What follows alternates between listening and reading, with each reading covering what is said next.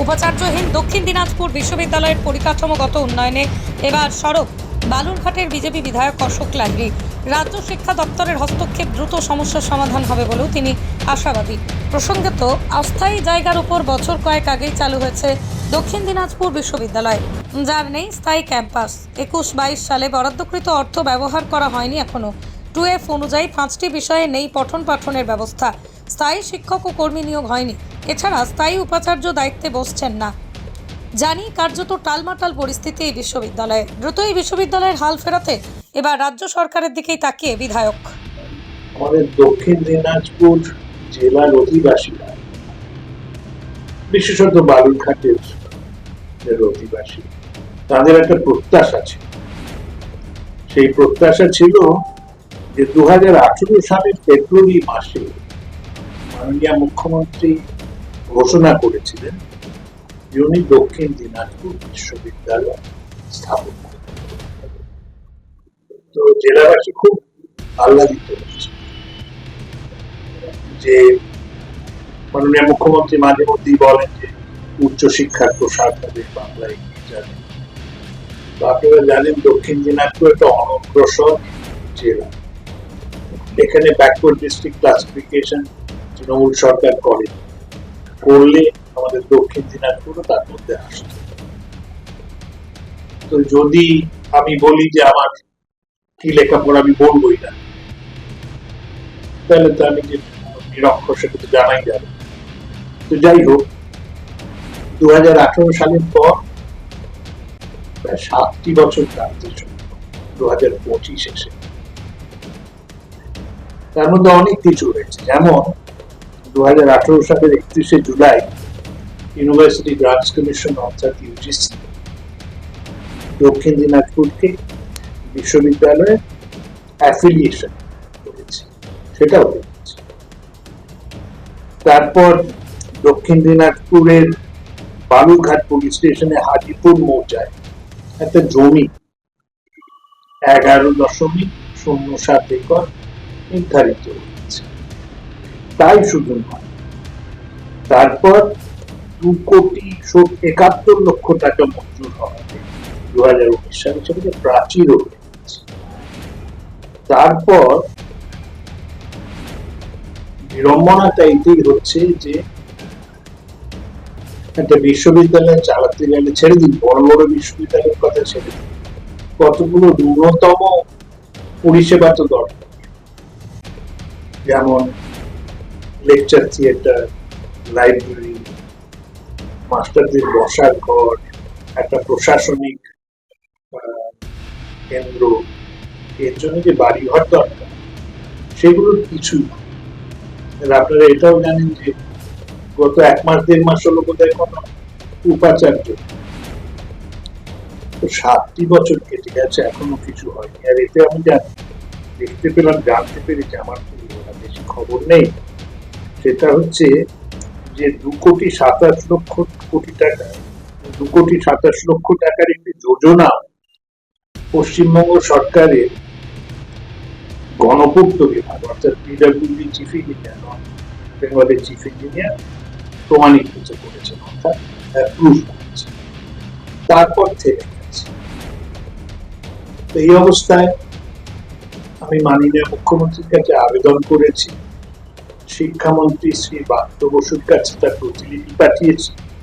তাতে বলেছি যে আমার স্বনির্বন্ধ অনুরোধ, আমি যেহেতু বিরোধী পক্ষের ব্যক্তি, উনি যে আগ্রহের সাথে দক্ষিণ দিনাজপুর বিশ্ববিদ্যালয় ঘোষণা করেছিলেন 7 বছর আগে, সেই একই আগ্রহের সঙ্গে পরিষেবাগুলো তৈরি করুন, যাতে আমাদের যে আনন্দ হয়েছিল যখন উনি ঘোষণা করেছিলেন এই বিশ্ববিদ্যালয়ে কাজ করুক, বিশ্ববিদ্যালয় শুরু হোক সুষ্ঠুভাবে। আমাদের বহুদিনের যে পুরাতন একটা ক্ষোভ, একটা অভাব, সেই অভাব সেইটি আপনাদের জানানোর জন্য আপনারা সংবাদ মাধ্যমে আছেন, আপনারাই হচ্ছেন আমাদের চোখ, কান, মুখ, এইটাকে আপনারাও বলুন এই ঘটনা ঘটেছে, এইটার এবার দূরীকরণ করতে হবে এবং তার জন্য মাননীয় মুখ্যমন্ত্রীকে নিজে আমি বলছি উনি এটা দিকে মত দিন এবং এই আমাদের অভাব এইটি আছে। অসুবিধা দক্ষিণ দিনাজপুর বিশ্ববিদ্যালয় পৃথিবীর 3 ভাগ জল 1 ভাগ স্থল, তাই পানীয় জলের অভাব নেই, কিন্তু বিশুদ্ধ পানীয় জল একটাই, বৃষ্টি অ্যাকোয়া। প্রতি ফোঁটায় আনে তৃপ্তি, মেটায় তেষ্টা। বৃষ্টি অ্যাকোয়া, বিশুদ্ধ পানীয় জল। নতুন বাজারটা চলবে, ফলে ডে টু ডে যে কাজকর্ম সেটা বন্ধ হতে হচ্ছে, একটা করে বন্ধ হয়ে গেছে, ইন্টারনেট বন্ধ হয়ে গেছে। তো এই জায়গাটা থেকে যেটা রাজ্য সরকার বা রাজ্যবাবু যখন এসেছিল আমাদের দেশে, তখন উনি বলেছিলেন যে ডিসি নিয়োগ হলেই সব সমস্যার সমাধান হচ্ছে। তো আপনি কি মনে করেন সেটা? রাষ্ট্রবাবু যেটা বলেছেন সেটা কিছুটা তো ঠিক, যে একটা জাহাজের যদি ক্যাপ্টেন না থাকে তাহলে জাহাজ তো এদিক ওদিক চলে যাবে, কিন্তু জাহাজের ক্যাপ্টেন হলেও জাহাজটা তো দরকার, জাহাজের একটা ইঞ্জিন দরকার। সুতরাং একটা বিশ্ববিদ্যালয়ে যদি আমি তো কি বলবো, আমি কিছুদিন তো মাস্টারি করেছি, বহু বিশ্ববিদ্যালয়ে দেখেছি, একটা বিশ্ববিদ্যালয়ে যেখানে ক্লাসরুম নেই, যেখানে অধ্যাপকদের বসার জায়গা, একটা লাইব্রেরি, লেখাপড়া তো একটু একটু করেছি, লেখাপড়া করতে গেলে তো একটা ক্লাস লাগবে, যেখানে মাস্টাররা আমাকে পড়াবে, যেখানে লাইব্রেরিতে যাবো, যে বই পড়বো, সবগুলো বই তো আমি মধ্যবিত্ত ঘরের ছেলে আমি কিনতে পারতাম। তো সুতরাং ব্রাত্যবাবুর কথাটা একদম ঠিক, উপাচার্য হলে সুবিধা, কিন্তু উপাচার্যের সঙ্গে যেমন রান্না করতে গেলে খুন্তি, হাতা, চাল ডাল সব লাগে, শুধু রাঁধুনে হলে তো হবে না। সেটা আগামীতে বিশ্ববিদ্যালয় যে চালাচ্ছেন বর্তমানে ফিনান্স অফিসার, তিনি 31 জানুয়ারির পর তিনি ছেড়ে দেবেন কাজ। আগামীতে বিশ্ববিদ্যালয় ভবিষ্যৎ আরো অন্ধকার, কি বলবেন বিষয়টা? দেখুন, আমি আশা করি, আমি তো একটা উন্নয়নশীল দেশের লোক, আপনাদের তো কোনো জন্ম হয়নি তখন থেকে, আমাকে 1951 থেকে দেখে আসি দেশটা। তো আমি ঠাট্টা করে অনেক সময় বলি আশায় বাঁচে চাষা, কিন্তু আশা না থাকলে তো বাঁচা যাবে না। আমার সত্যি খুব গভীর আশা যে মাননীয় মুখ্যমন্ত্রীকে এই যে চিঠি দিয়েছি আমি, উনি এবার নির্দেশ দেবেন আমাদের এই যে যথাযথ একটা দাবি, এইটা চালু করুন। আমাদের জেলায় অনেক কিছু নেই, একটা বিশ্ববিদ্যালয় চালু করুন। কোথাও কি মনে করছেন যে সরকারের গোষ্ঠীদ্বন্দ্বের শিকার হতে চলেছে এই বিশ্ববিদ্যালয়? দেখুন, এইটা আমি নোংরা খুঁজি, তো আমি সুষ্ঠু রাজনীতি করি, কুৎসা রটাই না, করি না।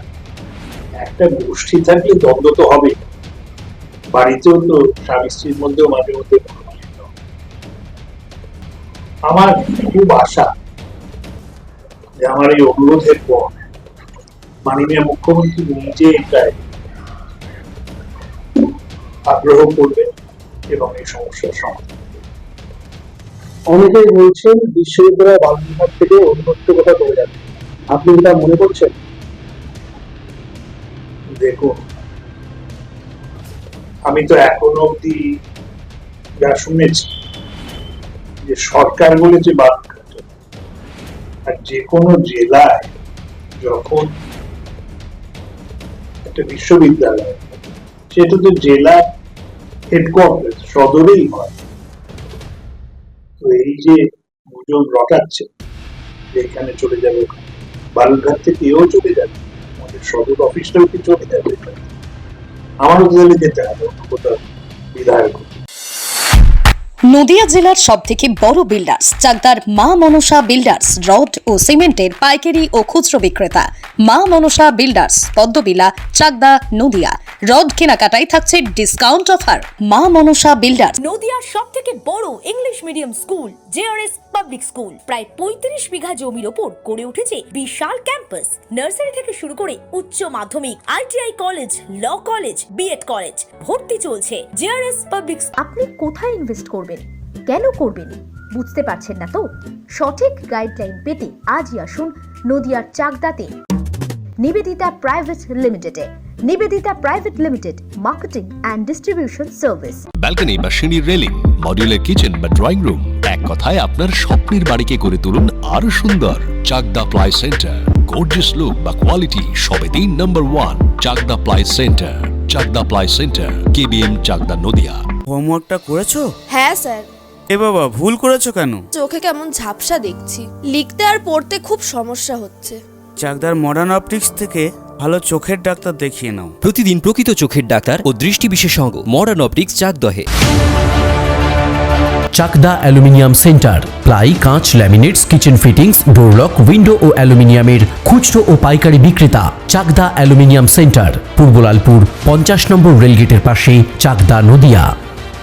ভাবছেন 3 স্টার ক্যাটাগরিতে কাটাবে? রুম রে মাত্র 1500 টাকা থেকে স্টার, খাওয়া দাওয়া রিজনেবল প্রাইস। নদিয়ার একমাত্র 3 স্টার ক্যাটাগরি হোটেল এনবি সোনার বাংলা হোটেল, কল্যাণী এইমসের ঠিক উল্টো দিকে, কল্যাণী, নদিয়া।